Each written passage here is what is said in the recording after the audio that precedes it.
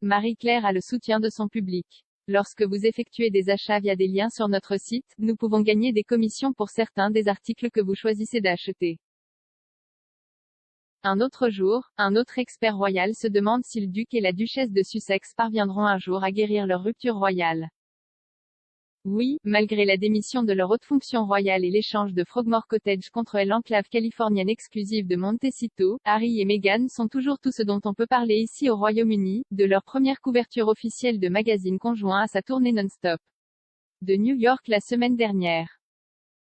Il y a eu beaucoup de spéculations quant à savoir si le couple se rendra au Royaume-Uni après avoir fui leur maison de Windsor, en pleine nuit, avec certains experts prédisant que les Sussex se préparent pour un voyage de Noël avec leurs enfants, Lilibet et Archie, et certains prédisant qu'ils pourraient ne plus jamais retourner en Grande-Bretagne.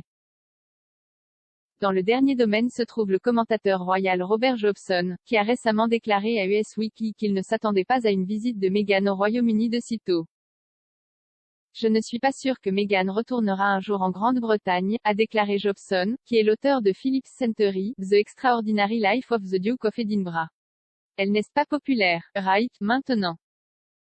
Nous devons attendre et voir. Harry, je suis sûr que tu penses que tu seras là pour le Platinum Jubilee, a poursuivi le biographe. Mais il faut se rappeler que dans des mois, il va sortir un livre. Ça va être assez inconfortable. C'est peut-être gênant, mais les 2 récents voyages en solo de Harry au Royaume-Uni suggèrent que le couple royal n'a pas encore fini avec nous, avec le fait qu'ils ont gardé leur chalet à Windsor, malgré avoir acheté leur maison pour toujours en Californie, laissant entendre à un éventuel retour. Et compte tenu de ce que la reine a en réserve pour ses célébrations du jubilé de platine, qui, soit dit en passant, inclurait un hommage spécial aux Sussex, il serait fou s'il ne le faisait pas. On dit que Sa Majesté fête ses 70 ans sur le trône avec une fête de 4 nuits, avec une liste d'invités de premier ordre. Sans oublier, bien sûr, le fait que nous aurons tous un congé supplémentaire.